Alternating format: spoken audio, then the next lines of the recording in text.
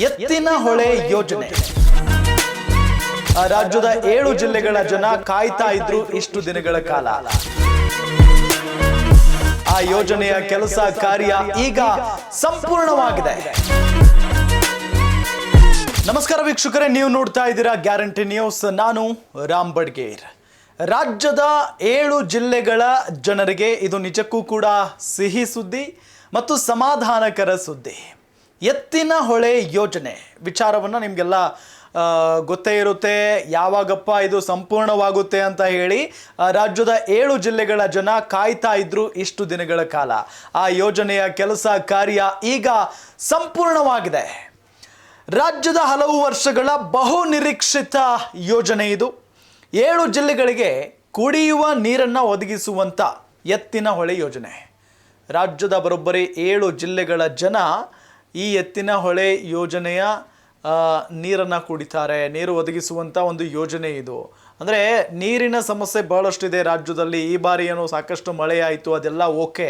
ಆದರೆ 7 ಜಿಲ್ಲೆಗಳಿಗೆ ನೀರುಣಿಸುವಂಥ ಒಂದು ಯೋಜನೆ ಇದು. ಯಾವಾಗ ಸಂಪೂರ್ಣವಾಗುತ್ತೆ ಅನ್ನೋ ಒಂದು ಪ್ರಶ್ನೆ ಇದ್ದೇ ಇತ್ತು.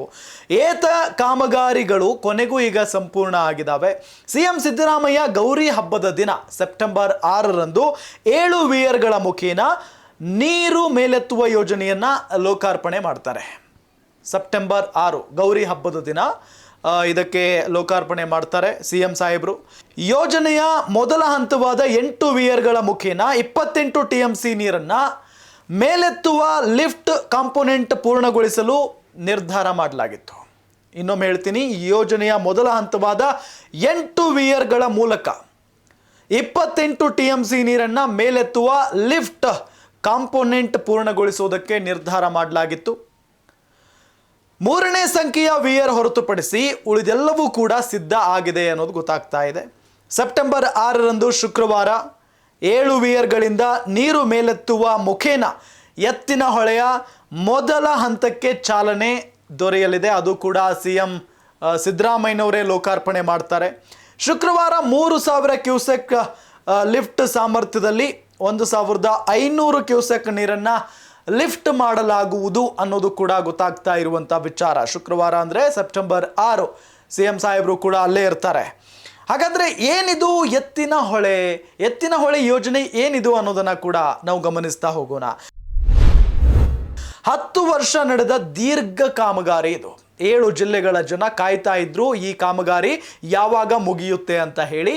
ಬರೋಬ್ಬರಿ 10 ವರ್ಷಗಳ ಕಾಲ ದೀರ್ಘ ಕಾಮಗಾರಿಯಲ್ಲಿ ನಡೀತು. 2014ರಲ್ಲಿ ಆರಂಭಗೊಂಡಿತ್ತು ಈ ಯೋಜನೆ. 7 ಜಿಲ್ಲೆಗಳಿಗೆ ನೀರು ಹಾದು ಹೋಗಬೇಕು, ಆ ರೀತಿಯಾದಂಥ ಒಂದು ಯೋಜನೆ ಇದು. ಆ ಕಾಮಗಾರಿ ಪ್ರಗತಿಯಲ್ಲಿತ್ತು. ಮೊದಲನೇ ಹಂತ ಏತ ಮತ್ತು ವಿದ್ಯುತ್ ಪೂರೈಕೆ. ಕಾಮಗಾರಿಗಳ ಅನುಷ್ಠಾನದಲ್ಲಿ ಅಡಚಣೆಗಳಿತ್ತು. ಕಾಮಗಾರಿಗಳ ಅನುಷ್ಠಾನ ಮಾಡುವಂಥ ಸಂದರ್ಭದಲ್ಲಿ ಬಹಳಷ್ಟು ಅಡೆತಡೆಗಳಿತ್ತು, ಅಡಚಣೆಗಳು ಇತ್ತು.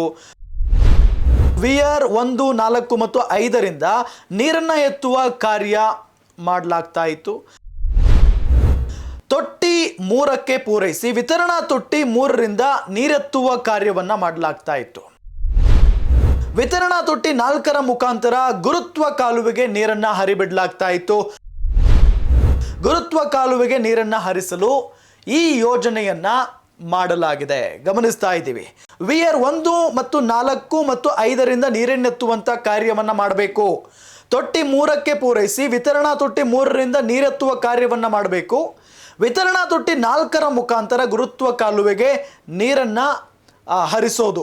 ಗುರುತ್ವ ಕಾಲುವೆಗೆ ನೀರನ್ನು ಹರಿಸುವಂಥ ಯೋಜನೆ ಈ ಎತ್ತಿನ ಹೊಳೆ ಯೋಜನೆ. ಇನ್ನು 7 ಜಿಲ್ಲೆಗಳಿಗೆ ಜಲಧಾರೆ. 7 ಜಿಲ್ಲೆಗಳಿಗೆ ಇನ್ನು ಮುಂದೆ ಯಾವುದೇ ರೀತಿಯಾದಂಥ ನೀರಿನ ಭವನೆ, ನೀರಿನ ಸಮಸ್ಯೆ ಇರೋದಿಲ್ಲ. ಹಾಗಾದರೆ ಆ 7 ಜಿಲ್ಲೆಗಳು ಯಾವ್ಯಾವು ಅನ್ನೋದನ್ನು ನಾವು ಗಮನಿಸ್ತಾ ಹೋಗೋಣ. ಕೋಲಾರ, ಚಿಕ್ಕಬಳ್ಳಾಪುರ, ಬೆಂಗಳೂರು ಗ್ರಾಮಾಂತರ, ರಾಮನಗರ, ತುಮಕೂರು, ಹಾಸನ ಮತ್ತು ಚಿಕ್ಕಮಗಳೂರು ಈ 7 ಜಿಲ್ಲೆಗಳಿಗೆ ಅನುಕೂಲ ಆಗುತ್ತೆ ಈ ಒಂದು ಯೋಜನೆಯಿಂದ. ಇದು ನಿಜಕ್ಕೂ ಕೂಡ ಏನೇನು ಹೇಳಿದ್ನಲ್ಲ ಈಗ, ಕೋಲಾರ, ಚಿಕ್ಕಬಳ್ಳಾಪುರ, ಬೆಂಗಳೂರು ಗ್ರಾಮಾಂತರ, ರಾಮನಗರ, ತುಮಕೂರು, ಚಿಕ್ಕಮಗಳೂರು ಈ ಎಲ್ಲ ಜಿಲ್ಲೆಗಳ ಜನರಿಗೂ ಕೂಡ ನಿಜಕ್ಕೂ ಕೂಡ ಇದು ಸಿಹಿ ಸುದ್ದಿ. ಬರಪೀಡಿತ ಜಿಲ್ಲೆಗಳಿಗೆ ನೀರು ತರುವಂಥ ಯೋಜನೆ ಇದು. ಎಲ್ಲೆಲ್ಲಿ ಬರ ಹೆಚ್ಚಾಗಿ ಆವರಿಸಿಕೊಂಡ್ಬಿಟ್ಟಿತ್ತೋ ಈ ಎಲ್ಲ ಜಿಲ್ಲೆಗಳಿಗೂ ಕೂಡ ಇನ್ನು ಮುಂದೆ ಬರ ಇರೋದಿಲ್ಲ. ಸಕಲೇಶಪುರದ ಪಶ್ಚಿಮ ಘಟ್ಟದ ಮೇಲ್ಭಾಗದಲ್ಲಿ ಎತ್ತಿನಹೊಳೆ ಹರಿಯುತ್ತೆ. ಮುಂಗಾರು ಅವಧಿಯಲ್ಲಿ 24.1 TMC ಪ್ರವಾಹದ ನೀರನ್ನ ಇದು ಸಂಗ್ರಹ ಮಾಡಿ ಇಟ್ಟುಕೊಳ್ಳುತ್ತೆ. ಸಂಗ್ರಹಿಸಿದ ನೀರು ಕೋಲಾರ, ಚಿಕ್ಕಬಳ್ಳಾಪುರ, ಬೆಂಗಳೂರು ಗ್ರಾಮಾಂತರ, ರಾಮನಗರ, ತುಮಕೂರು ಮತ್ತು ಹಾಸನ ಹಾಗೂ ಚಿಕ್ಕಮಗಳೂರಿಗೆ ನೀರು ಹರಿದು ಹೋಗುತ್ತೆ. ನೋಡಿ, ಬಹಳ ಗಮನಿಸಬೇಕಾದಂಥ ವಿಚಾರ, ಮುಂಗಾರು ಅವಧಿಯಲ್ಲಿ 24.1 TMC ಪ್ರವಾಹದ ನೀರನ್ನ ಈ ಎತ್ತಿನಹೊಳೆ ಸಂಗ್ರಹಿಸಿಟ್ಟುಕೊಳ್ಳುತ್ತೆ ನೀರು. ಅದಾದ ನಂತರ ಸಂಗ್ರಹಿಸಿದ ನೀರನ್ನ ಕೋಲಾರ, ಚಿಕ್ಕಬಳ್ಳಾಪುರ, ಬೆಂಗಳೂರು ಗ್ರಾಮಾಂತರ, ರಾಮನಗರ, ತುಮಕೂರು, ಹಾಸನ, ಚಿಕ್ಕಮಗಳೂರಿಗೆ ನೀರು ಯೂಸ್ ಆಗುತ್ತೆ. 29 ತಾಲೂಕಿನ 38 ಪಟ್ಟಣ, 6657 ಗ್ರಾಮಗಳಿಗೆ ಈ ನೀರು ಉಪಯೋಗ ಆಗುತ್ತೆ, ಹೆಲ್ಪ್ ಆಗುತ್ತೆ ಅಲ್ಲಿನ ಜನರಿಗೆ. 75.59 ಲಕ್ಷ ಜನರಿಗೆ, ಜಾನುವಾರುಗಳಿಗೆ 14.5 TMC ನೀರನ್ನ ಉಪಯೋಗಿಸಲು ಅವಕಾಶ ಇರುತ್ತೆ. ನೀರು ಒದಗಿಸೋದು ಯೋಜನೆಯ ಮುಖ್ಯ ಉದ್ದೇಶ ಆಗಿರೋದು. ಈ ಎತ್ತಿನಹೊಳೆ ಯೋಜನೆ ಏನು ಉದ್ದೇಶ ಇದರದ್ದು, ಯಾಕೆ ಇಷ್ಟು ದೀರ್ಘಾವಧಿಯಲ್ಲಿ ಕಾಮಗಾರಿ ನಡೀತು ಅಂತ ಹೇಳಿ ಬಹಳಷ್ಟು ಜನ ಪ್ರಶ್ನೆಯನ್ನ ಮಾಡ್ತಾ ಇದ್ರು. ಬರ ಪೀಡಿತ ಜಿಲ್ಲೆಗಳಿಗೆ ನೀರನ್ನ ಹರಿಸೋದೇ ಮುಖ್ಯ ಉದ್ದೇಶ ಆಗಿತ್ತು.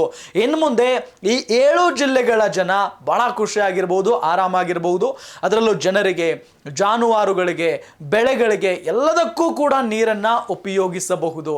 ಹಾಗಾಗಿನೇ ಈ ಎತ್ತಿನಹೊಳೆ ಯೋಜನೆ ಸಂಪೂರ್ಣ ಆಗಿರೋದ್ರಿಂದ ನಿಜಕ್ಕೂ ಕೂಡ ರಾಜ್ಯದ ಜನರಿಗೆ, ರಾಜ್ಯದ 7 ಜಿಲ್ಲೆಗಳ ಜನರಿಗೆ ಬಹಳ ಖುಷಿಯಾಗಿರೋದು. ನಾನೀಗಾಗಲೇ ಹೇಳಿದ ಹಾಗೆ ಕೋಲಾರ, ಅದು ಕೂಡ ಬಹಳ ಬಿಸಿಲ ನಾಡು, ಕೋಲಾರಕ್ಕೂ ಕೂಡ ನೀರು ಬೇಕೇ ಬೇಕು. ಚಿಕ್ಕಬಳ್ಳಾಪುರ, ಬೆಂಗಳೂರು ಗ್ರಾಮಾಂತರ, ರಾಮನಗರ, ತುಮಕೂರು, ಹಾಸನ ಮತ್ತು ಚಿಕ್ಕಮಗಳೂರು ಈ ಎಲ್ಲ ಜಿಲ್ಲೆಗಳಿಗೂ ಕೂಡ ನೀರು ಬಹಳ ಪ್ರಮುಖವಾಗಿ ಬೇಕೇ ಬೇಕು. ಹಾಗಾಗಿ ಈ ಎಲ್ಲ ಜಿಲ್ಲೆಗಳಿಗೂ ಕೂಡ ನೀರು ಹರಿಸುವಂಥ ಒಂದು ಯೋಜನೆ ಎತ್ತಿನಹೊಳೆ ಯೋಜನೆ. ಈ ಕಾಮಗಾರಿ ಮುಗಿಯುವವರೆಗೂ ಎಷ್ಟು ಖರ್ಚಾಯಿತು ಹಾಗಾದರೆ? ಸಣ್ಣ ಪುಟ್ಟ ಕಾಮಗಾರಿ ಅಲ್ಲ, ಬರೋಬ್ಬರಿ 10 ವರ್ಷ ಈ ಕಾಮಗಾರಿ ನಡೆದಿದೆ. ಒಟ್ಟು 23,252 ಕೋಟಿ ರೂಪಾಯಿ ಈ ಒಂದು ಕಾಮಗಾರಿಗೆ ಖರ್ಚಾಗಿದೆ. 23,252 ಕೋಟಿ ರೂಪಾಯಿ ಖರ್ಚಾಗಿರುವಂಥ ಕಾಮಗಾರಿ ಇದು. ಅಂದರೆ ಬೃಹತ್ ಕಾಮಗಾರಿ, ಬೃಹತ್ ಯೋಜನೆ. ಆದರೆ ಈ ಒಂದು ಎತ್ತಿನಹೊಳೆ ಯೋಜನೆಯಿಂದ ರಾಜ್ಯದ 7 ಜಿಲ್ಲೆಗಳ ಜನರು ಇನ್ನು ಮುಂದೆ ಆರಾಮಾಗಿ ಇರಬಹುದು, ನೀರನ್ನು ಯೂಸ್ ಮಾಡ್ಕೊಳ್ಬಹುದು. ಜಾನುವಾರುಗಳಿಗೂ ಕೂಡ ನೀರು ಯೂಸ್ ಆಗುತ್ತೆ. ಇದು ನಿಜಕ್ಕೂ ಕೂಡ ಬಹಳ ಹೆಮ್ಮೆಯ ವಿಚಾರ ಮತ್ತು ಒಳ್ಳೆಯ ವಿಚಾರ. ನೋಡ್ತಾ ಇರಿ ಗ್ಯಾರಂಟಿ ನ್ಯೂಸ್, ಸುದ್ದಿ ಖಚಿತ, ನ್ಯಾಯ ನಿಶ್ಚಿತ. ಗ್ಯಾರಂಟಿ ನ್ಯೂಸ್, ಸುದ್ದಿ ಖಚಿತ, ನ್ಯಾಯ ನಿಶ್ಚಿತ.